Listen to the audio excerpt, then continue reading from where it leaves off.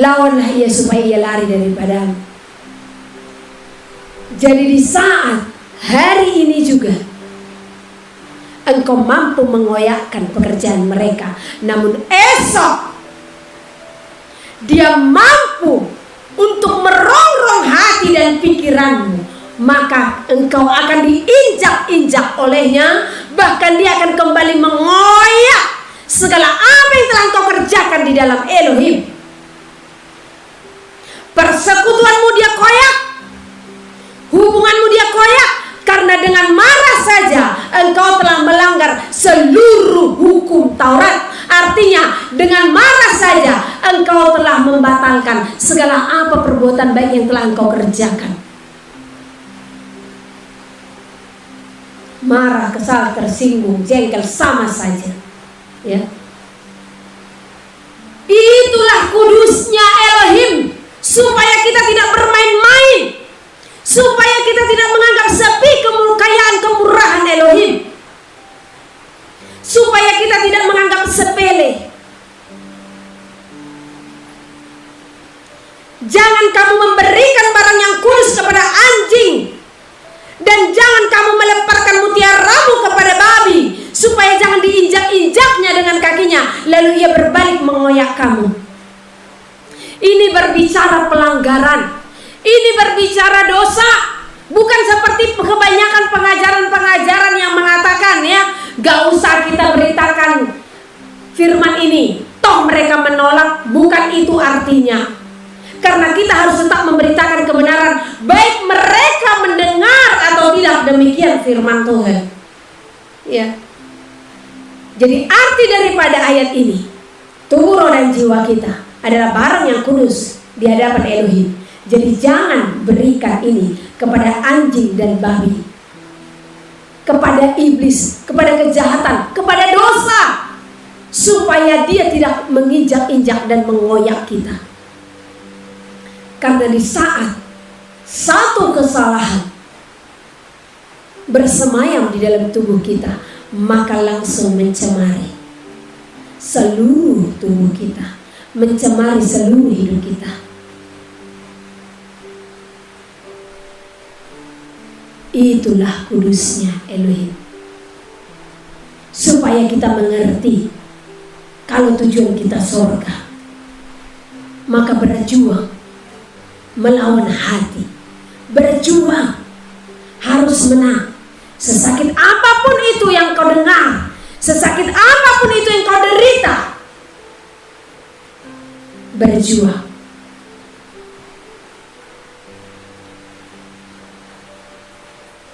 Karena kita bukanlah anak-anak gampang.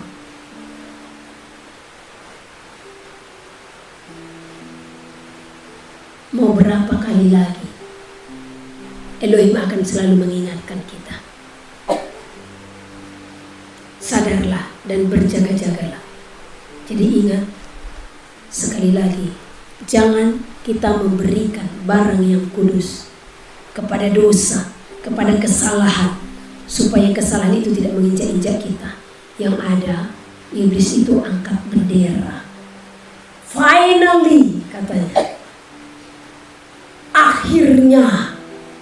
Jadi mereka angkat bendera di saat mereka menemukan kekasih-kekasih Elohim jatuh ke dalam dosa. Mereka akan bertepik sorak, ya. Dari sekarang, mari kita bertepik sorak dengan kita mengalahkan pekerjaan si jahat. Kita yang harus bertepik sorak sebagai pemenang. Jangan biarkan iblis menang dalam hidupmu, ya. Mari kita melihat bagaimana jemaat di Kolose yang baiknya, ya. Bagaimana perjuangan mereka, hidup mereka di dalam kasih kepada Elohim, kasih kepada sesama manusia yang selalu mereka nyatakan, ya. Dan bagaimana juga Paulus memberikan hati kepada mereka. Paulus tidak pernah melupakan jemaat-jemaat yang dilayaninya. Paulus tidak pernah meninggalkan jemaat-jemaat yang pernah dikunjunginya.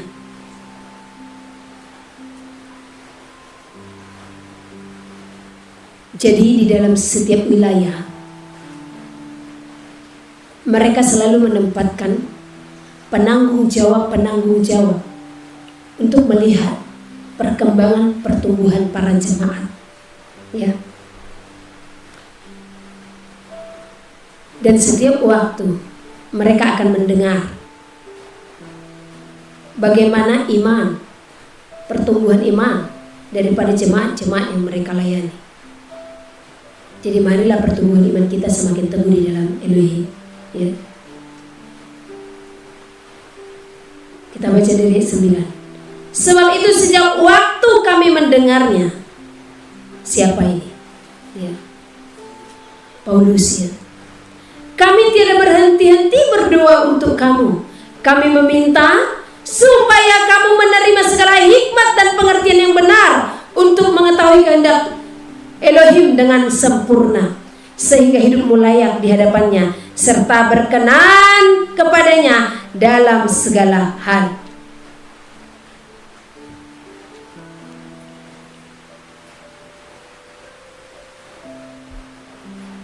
Saya ulang, ya. Dari ayat 6 ini. Jangan sampai ke 9 dulu, ya. Jadi tadi karena pengharapan yang disediakan tentang sorga, ya, mereka tetap berdiri teguh, mereka tetap berjuang hidup di dalam kasih, ya. Tentang pengharapan itu telah terlebih dahulu kamu dengar dalam firman kebenaran, yaitu Injil yang sudah sampai kepada kamu. Injil itu berbuah dan berkembang di seluruh dunia, dan Injil itulah yang kita terima sampai detik ini. Jadi tidak ada perbedaan. Apa yang jemaat Kolose telah terima, Injil yang mereka terima juga telah kita terima. Demikian juga di antara kamu sejak waktu kamu mendengarnya dan mengenal kasih karunia Elohim dengan sebenarnya. Semuanya itu telah kamu ketahui dari Epafras, kawan pelayanan yang kami kasihi, yang bagi kamu adalah pelayan Hamasia yang setia. Dialah juga yang telah menyatakan kepada kami kasih-Mu dalam roh.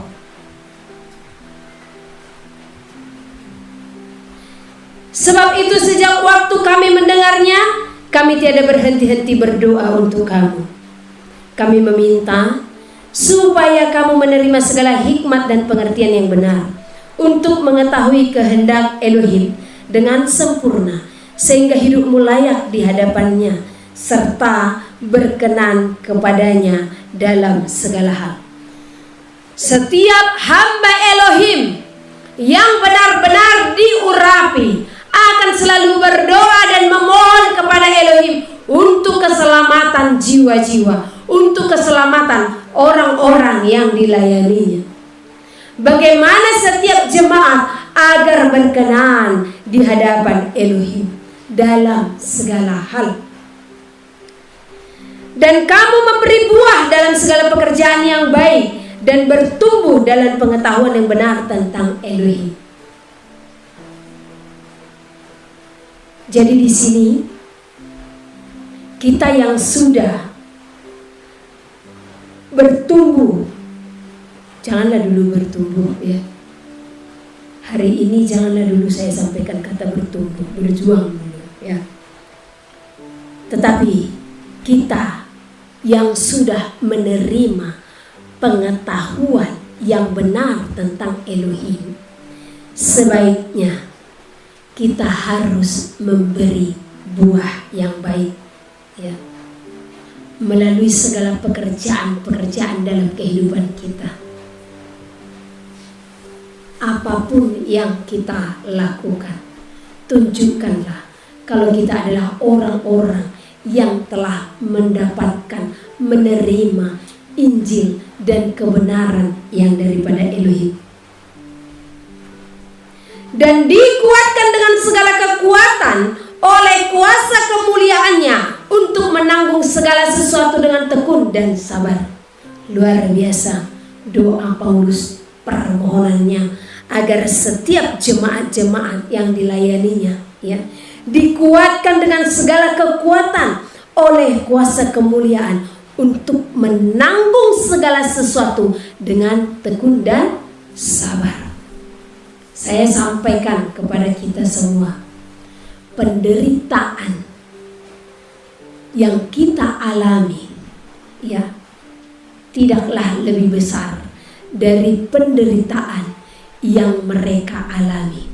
Karena di zaman para rasul ya, pengikut-pengikut Hamasyah benar-benar menderita di saat mereka berkomitmen untuk mengikut Hamasyah. Namun di dalam penderitaan itu perjuangan mereka tidak surut, kasih mereka tidak surut.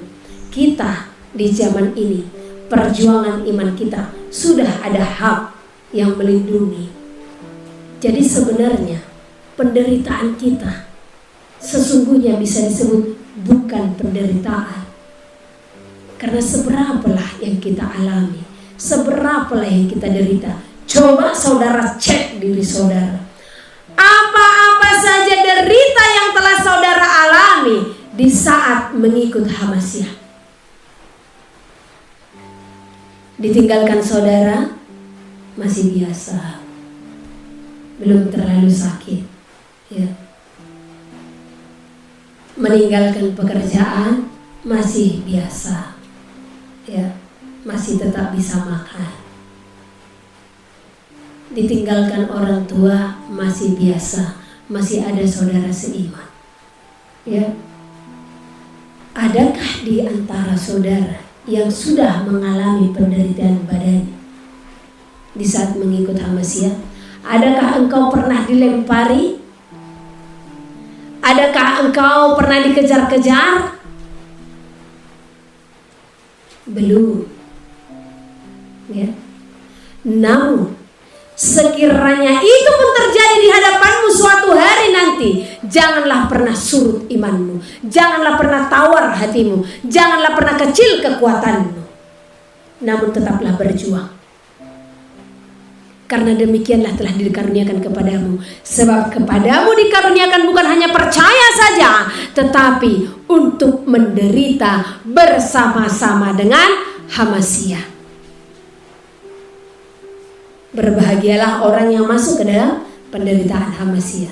Jadi jikalau suatu hari nanti kita akan mengalami derita aniaya, dikejar-kejar ya, atau bahkan dibunuh karena kebenaran, firman Elohim katakan, berbahagialah sebab bumi ini bukanlah tempat kita, dan kematian secara jasmani ini bukanlah ending dari segala sesuatu, tetapi kematian adalah jalan menuju kehidupan di saat apa? Kita bersama-sama di dalam Elohim. Kematian hanyalah sebagai jembatan kita untuk bersatu dan bersama-sama dan untuk melihat wajah Elohim. Bukan kematian yang harus kita takutkan ya. Jadi berjuang. Jadi marilah kita tekun dan sabar menghadapi segala ujian. Dan apalagi doanya. Dan mengucap syukur dengan sukacita kepada Bapa yang melayakkan kamu untuk mendapatkan bagian dalam apa yang ditentukan untuk orang-orang kudus di dalam kerajaan terang. Haleluya.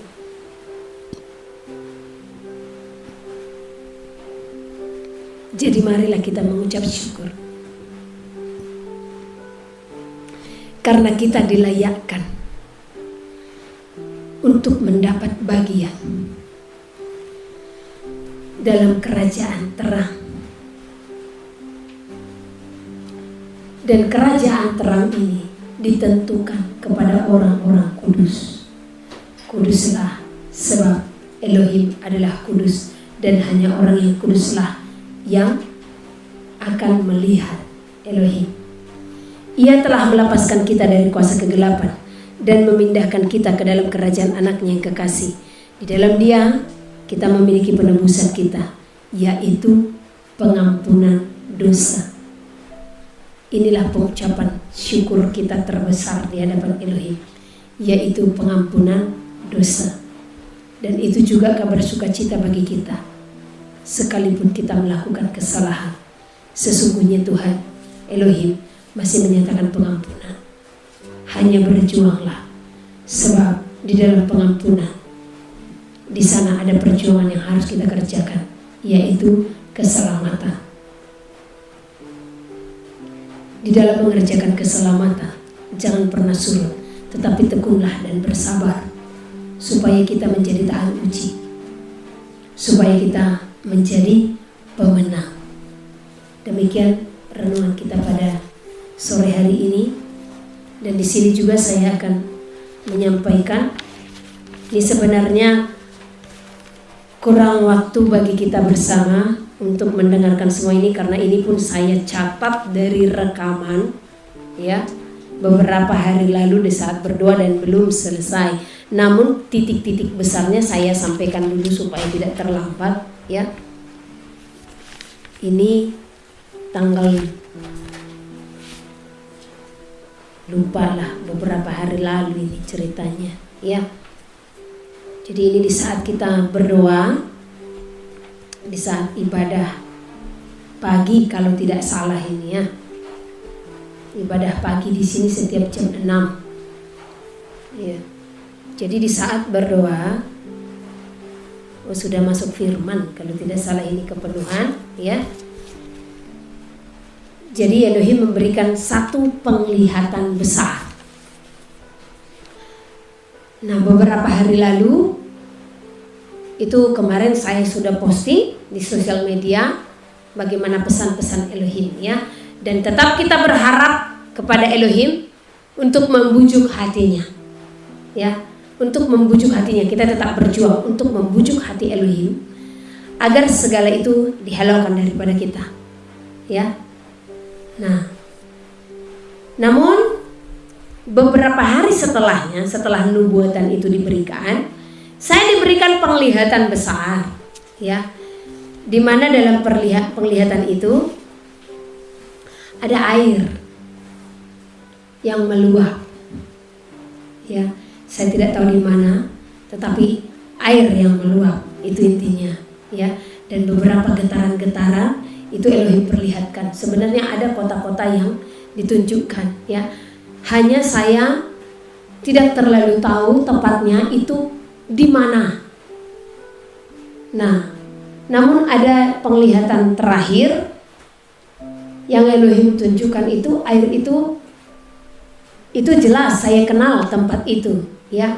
Bukan saya pernah singgah, namun waktu kami pernah di Lombok. Jadi waktu mau pergi ke satu tempat, itu saya lihat di pinggir jalan kami lewati.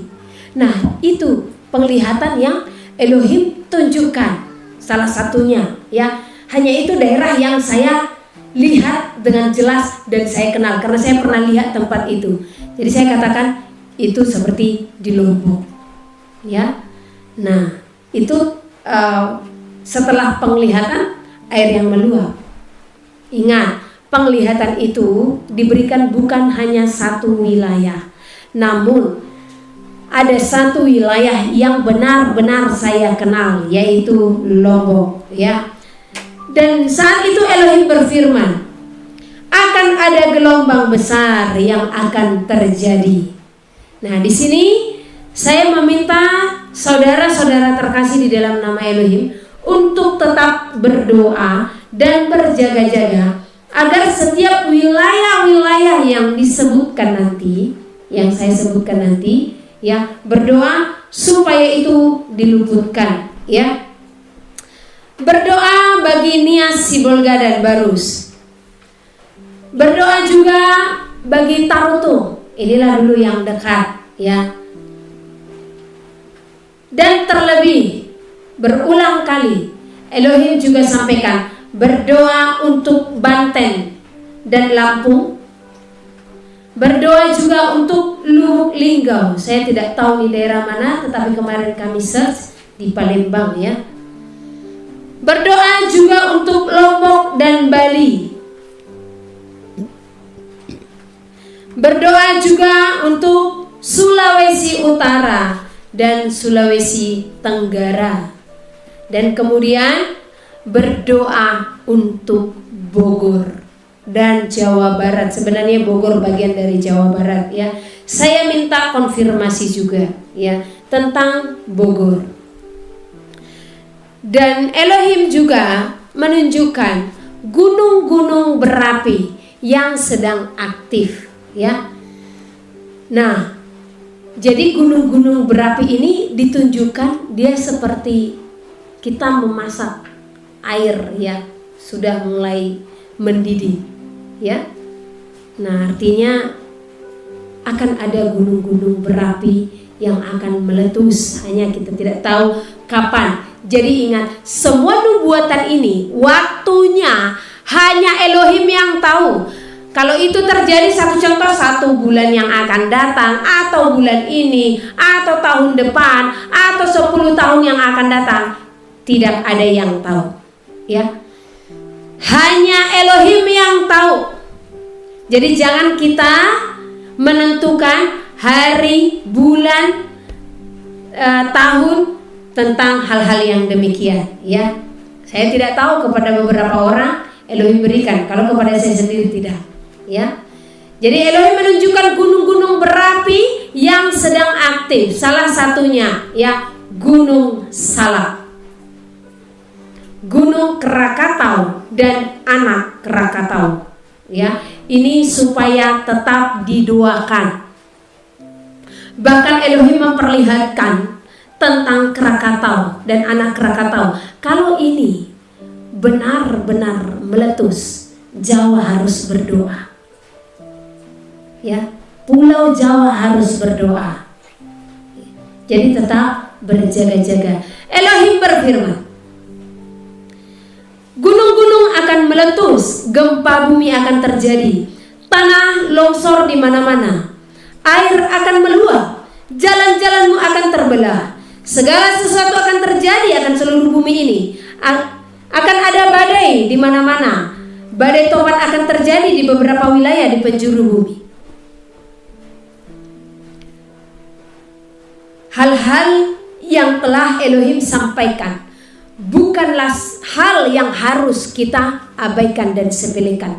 Namun semuanya itu nubuatan yang Elohim telah sampaikan. Sebenarnya ini bukan nubuatan yang baru.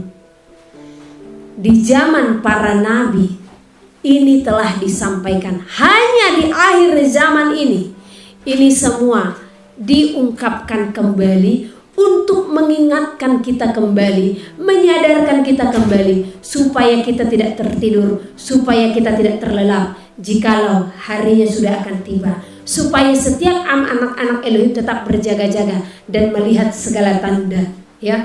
Bagaimana Elohim berfirman, tanda kedatangannya, maka akan terjadi deru perang, gempa bumi. Maka ini semua harus kita lihat ya. Ini semua harus kita lihat supaya kita melihat dan mengetahui ini zaman seperti apa. Supaya kita tidak bermain-main lagi ya. Supaya kita tidak berleha-leha lagi dengan waktu, supaya kita memfokuskan diri untuk benar-benar berpaut dan berpadanan kepada Elohim, supaya di hari kedatangannya kita didapati setia, tidak bercacat dan tidak bernoda. Dan sekiranya pun ini menimpa kita, karena tidak ada yang tahu ya. Banyak orang mengatakan, ya kita kan anak-anak Elohim, jangan takut, jangan gentar, kita tidak akan tertimpa. Bagaimana kita memiliki iman yang demikian sementara kita pun tidak memberikan hidup kita sepenuhnya kepada Elohim? Saya saja di tempat ini, saya selalu katakan kepada Elohim, Bapa, bagaimanapun keadaan hidup kami hanya berserah. Jadi kalaupun terjadi sesuatu yang menimpa, yang penting di saat itu ada kita setia. Jadi kalaupun kita mati karena badai, kalaupun kita mati karena tanah longsor, kalaupun kita mati karena gempa ya, kalaupun kita mati karena tsunami, kematian itu hanya jembatan menuju Bapa. Karena orang benar pun bisa tertimpa pedang ya. Jadi hal-hal ini akan banyak terjadi dan akan semakin terjadi. kesusahan-kesusahan pun akan semakin nyata menjelang hari kedatangan Elohim. Siksa dan aniaya pun akan terjadi. Jadi pembohongan, jikalau dikatakan ya, tunggu terangkat dulu baru terjadi aniaya.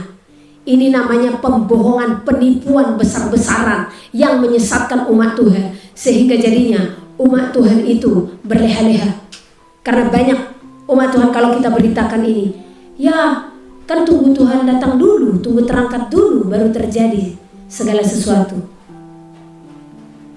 Jangan sesat. Baca firman di Matius 24, Lukas pasal yang ke-21, Markus ke-13, semua itu sudah dituliskan. Ya. Setelah siksaan berat dan aniaya berat, mungkin saya akan baca dulu Matius pasal ke-24 ya, satu ayat saja.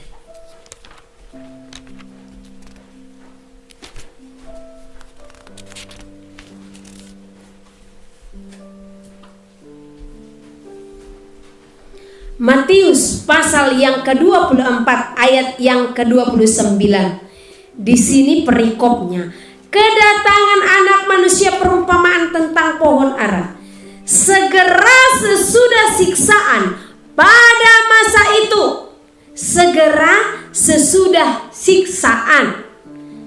Matahari akan menjadi gelap dan bulan tidak bercahaya. Dan bintang-bintang akan berjatuhan dari langit, dan kuasa-kuasa langit akan goncang.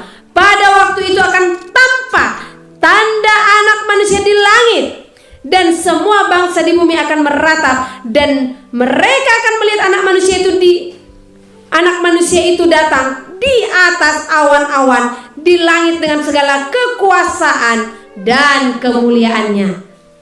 Saya rasa cukup jelas ya.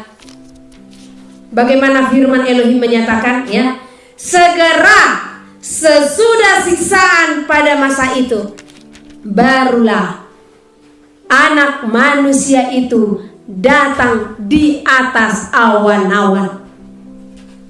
Jadi pengajaran dari mana yang mengatakan jikalau kita terangkat dulu baru datang siksaan? Ini hanya membuat mental anak-anak Elohim, kalau masa itu ada, mental mereka pun akan down sehingga mereka jatuh kepada tanda bilangan. Sehingga mereka pun kecewa. Jadi saya sampaikan kepada saudara-saudara terkasih di dalam nama Hamasiah, kedatangan anak manusia itu setelah siksaan berat, bukan sebelum, supaya setiap anak-anak manusia, supaya setiap umat Elohim bersiap-siap dan berjaga-jaga. Persiapkan mentalmu menghadapi hari itu, di saat aniaya terjadi, di saat siksaan terjadi, supaya engkau tidak kecewa, namun engkau tetap mempertahankan imanmu. Jadi keluar dari pengajaran-pengajaran yang tidak benar, keluar dari segala pengajaran-pengajaran yang tidak sesuai dengan kitab yang tertulis. Karena sudah banyak penyimpangan-penyimpangan daripada kitab suci. Maka oleh karena itu, dari hari ini jadikanlah Elohim sebagai gembala bagimu, sebagai guru bagimu, untuk mendidik dan mengajarmu akan segala kebenaran melalui hubungan dan persekutuanmu yang selalu teguh di dalam Elohim, yang berpaut dan berpadanan dengan Elohim. Dengan pembacaanmu akan kitab suci, maka pengetahuanmu akan semakin bertambah, maka imanmu akan semakin bertumbuh. Karena di saat kita berpaut dan berpadanan dengan Elohim, maka penafsiran-penafsiran yang daripada Roh Kudus akan dibukakannya. Dialah yang akan menyingkapkan hal-hal yang rahasia akan kerajaannya bagi kita. Saya telah mengalami hal yang sama. Pemberitaan-pemberitaan yang saya sampaikan kepada saudara, seluruhnya itu berasal daripada Roh Kudus, bukan berasal daripada dunia ini. Dan apa yang berasal daripada Roh Kudus sering sekali bertentangan dengan pengajaran-pengajaran dunia. Ya. Banyak sekali pendeta-pendeta yang mengatakan kepada orang-orang yang bahkan ikut di dalam pelayanan ini ya. Dia dari gereja mana? Dia sekolah teologi mana? Dia utusan dari mana? Hati-hati, sesat itu. Apalagi kalau sudah berbicara binatang haram. Kebanyakan pendeta mengatakan ya, Henis itu orang itu sesat. Padahal hanya karena perkara binatang haram, sementara binatang haram pun jelas tertulis. Rasul Paulus mengatakan ya, segala Injil, segala pemberitaan ya, yang tidak sama dengan apa yang diberitakannya, sekalipun itu malaikat yang memberitakan kepadamu, kata Paulus, maka terkutuklah ia. Terkutuklah ia yang memberitakan di luar daripada apa yang aku sampaikan kepadamu, kata Rasul Paulus, sekalipun malaikat yang menyampaikannya. Pernah seorang hamba Tuhan mengatakan kepada saya, yang katanya hamba Tuhan, saya tidak katakan hamba Tuhan, karena kalau seorang hamba benar-benar dia hatinya berpaut dan berpedangan kepada Elohim, dia datang, terkutuklah engkau, katanya, karena penyampaian yang ibu sampaikan di luar daripada apa yang Rasul Paulus sampaikan, itu hanya perkara sabat dan binatang haram. Saya sampaikan, oke Pak, firman Elohim iya dan amin. Hanya perkaranya siapa yang terkutuk di sini, siapa yang di luar pengajaran Paulus. Yang saya mau tanya, apakah Paulus memakan binatang haram? Jangankan Paulus, para rasul, saya bilang, adakah para rasul memakan binatang haram? Dia tidak bisa jawab. Kedua, hari apakah para rasul atau yang tertulis atau tercatat di kitab suci peribadatan yang benar? Bukankah hari Sabat? Sementara Bapak hari Minggu, saya bilang. Rasul Paulus Sabat, saya Sabat. Rasul Paulus tidak makan binatang haram, saya juga tidak makan binatang haram. Jadi yang terkutuk itu siapa? Bapak apa saya? Kalau kita sudah benar di dalam Elohim, maka kita tidak akan takut dan gentar. Sebab apa yang kita perkatakan akan menjadi kesaksian bagi mereka. Tidak ada alasan sebenarnya. Kan Tuhan Yesus sudah bangkit. Dia bangkit di hari ketiga. Jadi itu hari kemenangan. Elohim sebelum kebangkitannya tidak menuliskan di dalam kitab suci, nanti setelah aku bangkit nanti hari ketiga, maka itulah yang kamu buat hari peribadatanmu. Adakah Elohim mencatat demikian? Yang ada hukum tetaplah hukum, yang tidak bisa diganggu gugat. Karena firman Elohim mengatakan, mencatat ya, Matius 5 ayat 17, kalau ia datang bukan untuk meniadakan tetapi menggenapi. Di dalam Keluaran, ingat dan kuduskanlah hari Sabat, bukan hari Minggu. Jadi ingatlah kekudusan firman itu. Ingatlah bagaimana kudusnya ia yang berfirman, supaya saudara tidak berpaling daripada kekudusan firman itu hanya karena filsafat-filsafat atau pengajaran-pengajaran dunia yang memutarbalikkan apa yang telah tertulis. Apa sulitnya bagimu untuk melakukan itu? Ingat dan kuduskan hari Sabat. Kalau saudara mau bersekutu pergi hari Minggu, silahkan.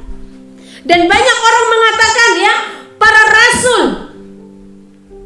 dan jemaat mula-mula mereka berkumpul di hari pertama, itu benar.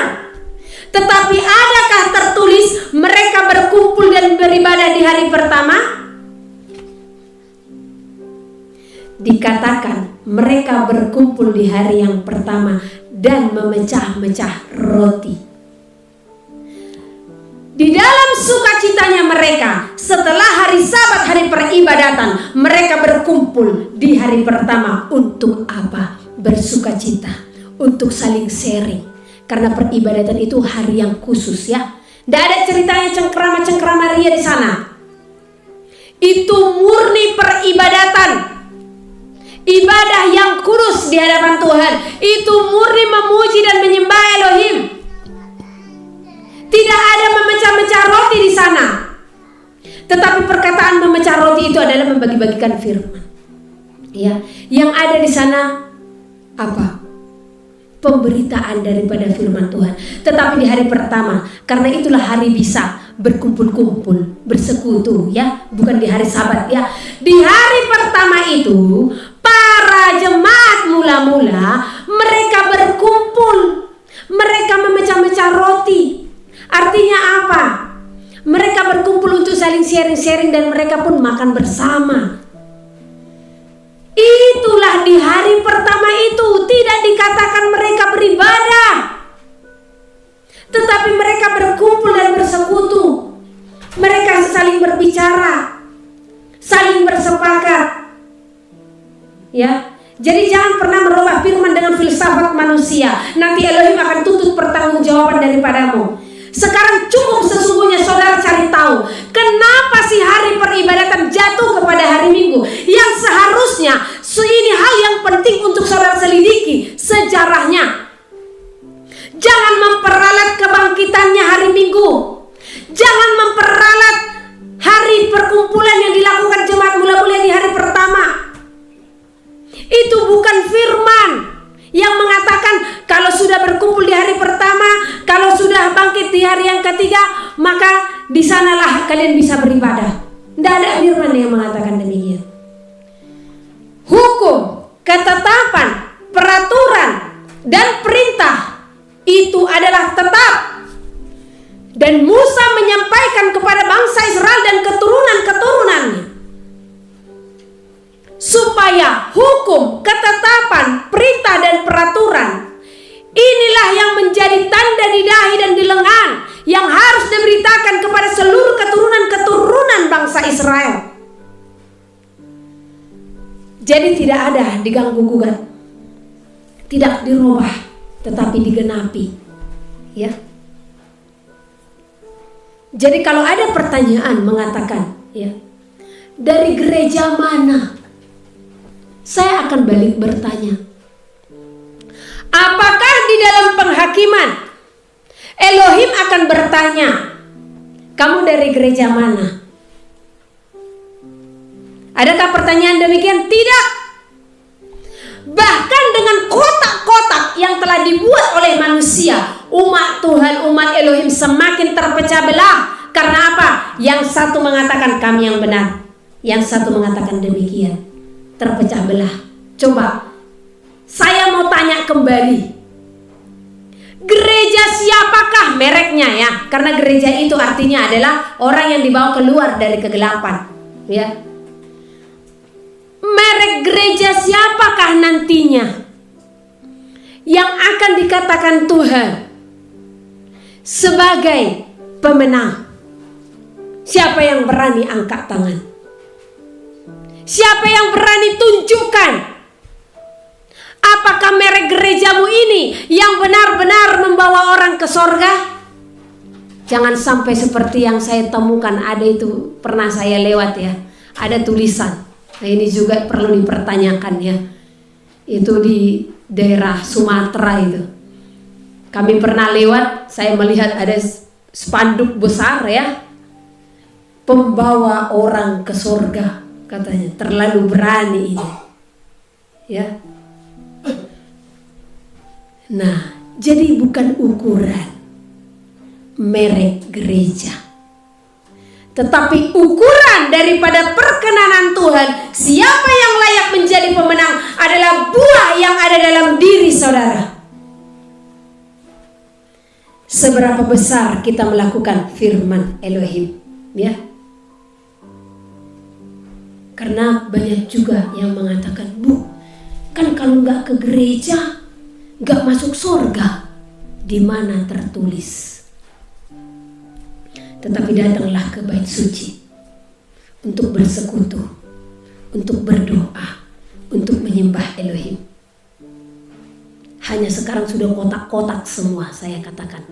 Tetapi saya tidak melarang siapapun kita untuk pergi beribadah di dalam gereja, dimanapun itu adalah hak saudara, ya. Tetapi yang saya mau jelaskan di sini, bagaimana para yang katanya hamba-hamba Elohim terlalu gampang untuk menghakimi. Itu dari gereja mana? Itu pengajaran dari mana? Coba, di zaman Tuhan Yahosua ada.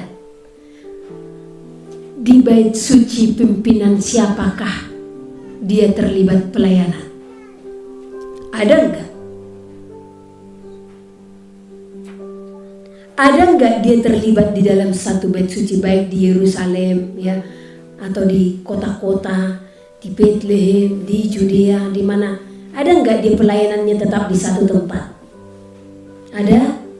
Tidak ada. Dia mengajar di mana-mana. Ya.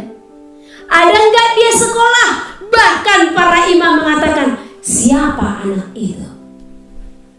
Bahkan dia tidak sekolah, tetapi kenapa ia bisa menjabarkan semua tentang isi daripada hukum Taurat? Ya. Nah, kenapa kita harus mencari yang demikian? Kalau seseorang Tuhan pakai, mengapa kita harus mencari-cari celah? Cukup lihat apakah yang diajarkannya sesuai dengan yang tertulis atau tidak, ya. Ingat, Tuhan Yahosua tidak dikenal oleh para imam kalau dia berasal daripada Elohim. Ya, ini gambaran juga di akhir zaman. Banyak yang berasal daripada Elohim, yang gereja-gereja tidak akan mengenali, yang ahli-ahli Taurat tidak akan mengenali. Karena di zaman Yahosua itu sendiri, ahli Taurat, para imam tidak mengenal kalau dia adalah Elohim, kalau dia berasal daripada surga. Di akhir zaman ini juga sejarah berulang, akan banyak pendeta-pendeta, akan banyak ahli-ahli Taurat yang tidak akan mengenal seseorang yang dipakai yang sesungguhnya berasal daripada Roh Kudus. Jadi para jemaat, apa yang harus dilakukan? Jangan mengandalkan manusia, tetapi andalkan firman Tuhan. Andalkan Roh Kudus dalam hidupmu. Kalau gerajamu tidak melakukan apa yang tertulis, maka engkau harus melakukannya. Karena ketertundukanmu bukan otoritas penjemaatan, tetapi otoritas daripada Elohim itu sendiri. Karena nantinya Tuhan akan menuntut, hei, kenapa engkau tidak menguduskan di hadapanku? Pendeta kami kan bilang seperti ini. Elohim akan berfirman.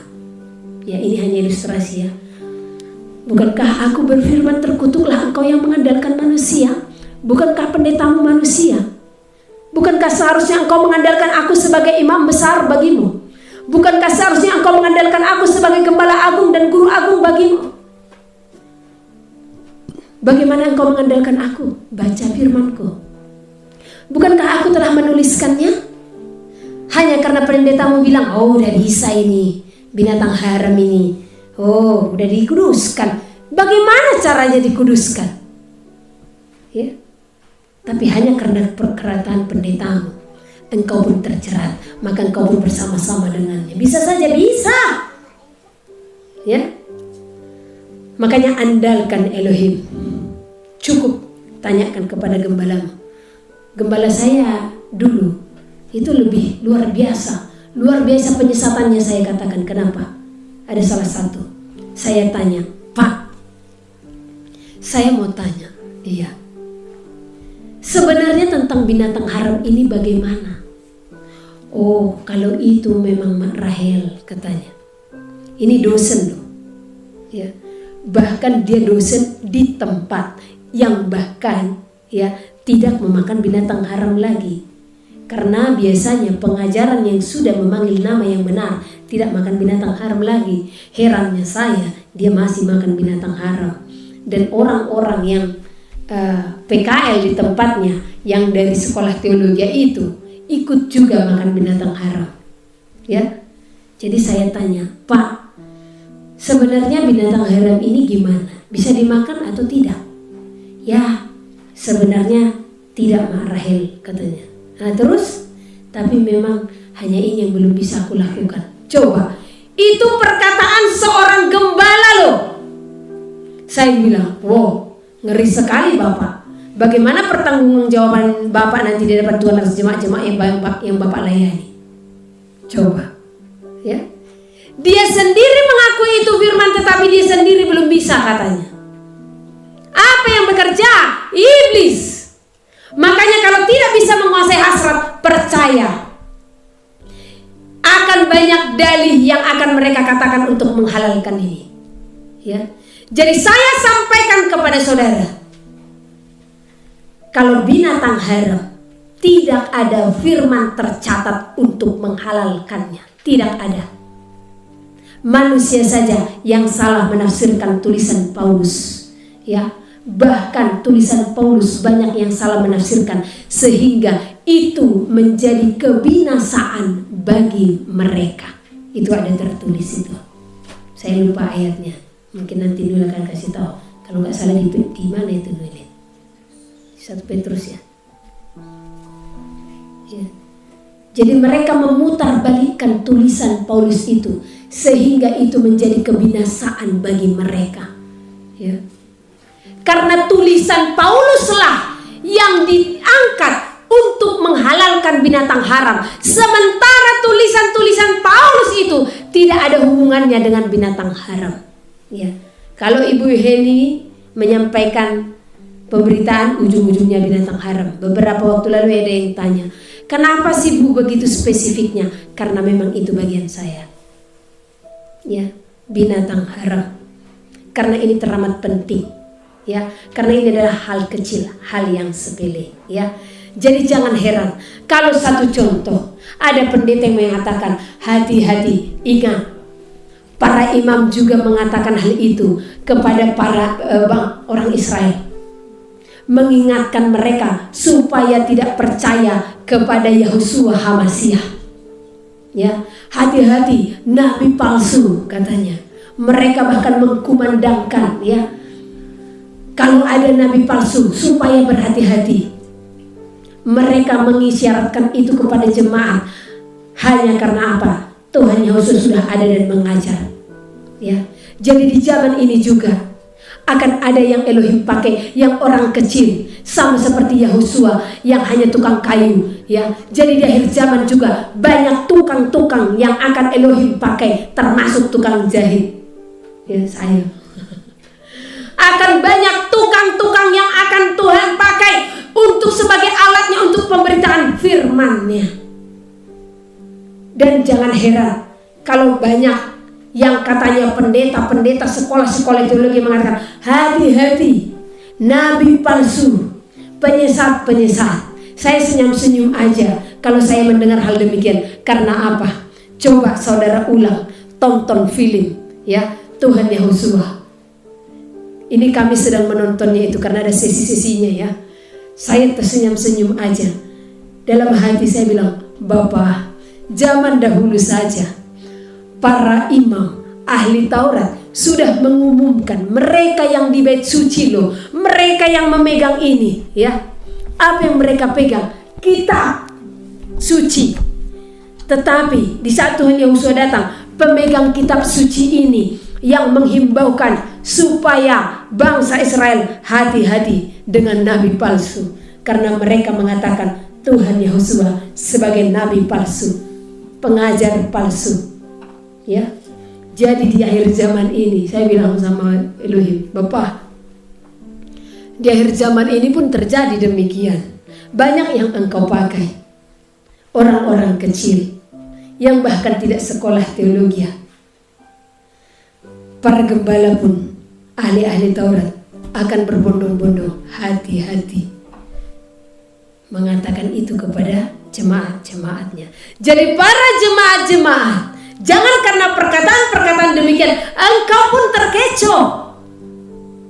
Namun berdoalah, maka Elohim akan membukakan bagimu. Karena roh pengenalan akan Elohim berikan bagimu. Engkau akan bisa mengenal mana yang berasal daripada Elohim, mana yang tidak. Ya, demikian hal-hal yang saya sampaikan pada sore hari ini. Nanti panjang lagi, ya kan? Terpujilah nama Elohim. Kita akan menutup ibadah kita. Ini sepertinya sampai selesai saya akan berdiri di sini. Nanti akan kita lanjut lagi pesan-pesan Elohim berikutnya. Ya, ini akan tetap kita posting. Tetap berjaga-jaga saudaraku. Ya, engkau sahabat-sahabatku, engkau saudara-saudaraku, bahkan engkau juga kekasihku di dalam Tuhan. Jangan surut, jangan mundur. Apapun yang kau hadapi, ketahuilah, selama hidup, ujian akan tetap berjalan. Namun jadilah pemenang. Amos pasal 3. Nabi sebagai penyambung lidah Allah. Dengarlah firman ini yang diucapkan Tuhan tentang kamu, hai orang Israel, tentang segenap kaum yang telah kutuntun keluar dari tanah Mesir. Bunyinya, hanya kamu yang kukenal dari segala kaum di muka bumi. Sebab itu aku akan menghukum kamu karena segala kesalahanmu. Berjalankah dua orang bersama-sama jika mereka belum berjanji? Mengaumkah seekor singa di hutan apabila tidak mendapat mangsa? Bersuarakah singa muda dari sarangnya jika belum menangkap apa-apa? Jatuhkah seekor burung ke dalam perangkap di tanah apabila tidak ada jerat terhadapnya? Membingkaskah perangkap dari tanah jika tidak ditangkapnya sesuatu? Adakah sangkakala ditiup di suatu kota dan orang-orang tidak gemetar? Adakah terjadi malapetaka di suatu kota dan Tuhan tidak melakukannya? Sungguh, Tuhan Allah tidak berbuat sesuatu tanpa menyatakan keputusannya kepada hamba-hambanya para nabi. Singa telah mengaum, siapakah yang tidak takut? Tuhan Allah telah berfirman, siapakah yang tidak bernubuat? Pemberitaan tentang keruntuhan Israel. Siarkanlah di dalam puri di Asyur dan di dalam puri di tanah Mesir, serta katakan, berkumpullah di gunung-gunung dekat Samaria, dan pandanglah kekacauan besar yang ada di tengah-tengahnya, dan pemerasan yang ada di kota itu. Mereka tidak tahu berbuat jujur, demikianlah firman Tuhan. Mereka itu yang menimbun kekerasan dan aniaya di dalam purinya. Sebab itu beginilah firman Tuhan Allah, musuh akan ada di sekeliling negeri, kekuatanmu akan ditanggalkannya daripadamu, dan purimu akan dijarahi. Beginilah firman Tuhan, seperti seorang gembala melepaskan dari mulut singa 2 tulang betis atau potongan telinga, demikianlah orang Israel yang diam di Samaria akan dilepaskan, seperti sebagian dari katil, dan seperti sepenggal dari kaki balai-balai. Dengarlah dan peringatkanlah kaum keturunan Yakub. Demikianlah firman Tuhan Allah, Allah semesta alam, bahwa pada waktu aku menghukum Israel karena perbuatan-perbuatannya yang jahat, aku akan melakukan hukuman kepada mesbah-mesbah Betel, sehingga tanduk-tanduk mesbah itu dipatahkan dan jatuh ke tanah. Aku akan merobohkan balai musim dingin beserta balai musim panas. Hancurlah rumah-rumah gading dan habislah rumah-rumah gedang. Demikianlah firman Tuhan. Amos pasal 4. Terhadap perempuan-perempuan Samaria yang mabuk kemewahan. Dengarlah firman ini, hai lembu-lembu Basan yang ada di gunung Samaria, yang memeras orang lemah, yang menginjak orang miskin, yang mengatakan kepada tuan-tuanmu, bawalah kemari supaya kita minum-minum. Tuhan Allah telah bersumpah demi kekudusannya, sesungguhnya akan datang masanya bagimu, bahwa kamu diangkat dengan kait, dan yang tertinggal di antara kamu dengan kail ikan. Kamu akan keluar melalui belahan tembok, masing-masing lurus ke depan, dan kamu akan diseret ke arah Hermon. Demikianlah firman Tuhan. Ibadah orang Israel adalah ibadah jahat. Datanglah ke Betel dan lakukanlah perbuatan jahat, ke Gilgal dan perhebatlah perbuatan jahat. Bawalah korban sembelihanmu pada waktu pagi, dan persembahan persepuluhanmu pada hari yang ketiga. Bakarlah korban syukur dari roti yang beragi, dan maklumkanlah persembahan-persembahan sukarela. Siarkanlah itu, sebab bukankah yang demikian kamu sukai, hai orang Israel? Demikianlah firman Tuhan Allah. Orang Israel tidak mau berbalik kepada Tuhan.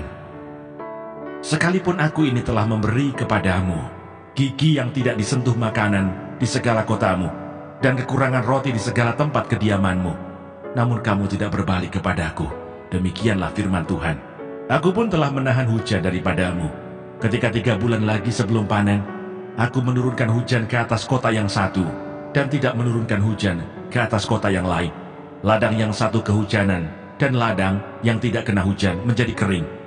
Penduduk 2-3 kota pergi, terhuyung-huyung ke satu kota, untuk minum air, tetapi mereka tidak menjadi puas. Namun, kamu tidak berbalik kepadaku. Demikianlah firman Tuhan. Aku telah memukul kamu dengan hama dan penyakit gandum, telah melayukan taman-tamanmu dan kebun-kebun anggurmu. pohon-pohon ara dan pohon-pohon zaitunmu dimakan habis oleh belalang. Namun kamu tidak berbalik kepadaku. Demikianlah firman Tuhan. Aku telah melepas penyakit sampar ke antaramu, seperti kepada orang Mesir. Aku telah membunuh terunamu dengan pedang pada waktu kudamu dijarah. Aku telah membuat bau busuk perkemahanmu tercium oleh hidungmu. Namun kamu tidak berbalik kepadaku. Demikianlah firman Tuhan. Aku telah menjungkir balikan kota-kota di antara kamu, seperti Allah menjungkir balikan Sodom dan Gomora, sehingga kamu menjadi seperti puntung yang ditarik dari kebakaran. Namun kamu tidak berbalik kepadaku. Demikianlah firman Tuhan. Sebab itu demikianlah akan kulakukan kepadamu, hai Israel. Oleh karena aku akan melakukan yang demikian kepadamu, maka bersiaplah untuk bertemu dengan Allahmu, hai Israel. Sebab sesungguhnya Dia yang membentuk gunung-gunung dan menciptakan angin, yang memberitahukan kepada manusia apa yang dipikirkannya, yang membuat fajar dan kegelapan, dan yang berjejak di atas bukit-bukit bumi. Tuhan, Allah semesta alam, itulah namanya.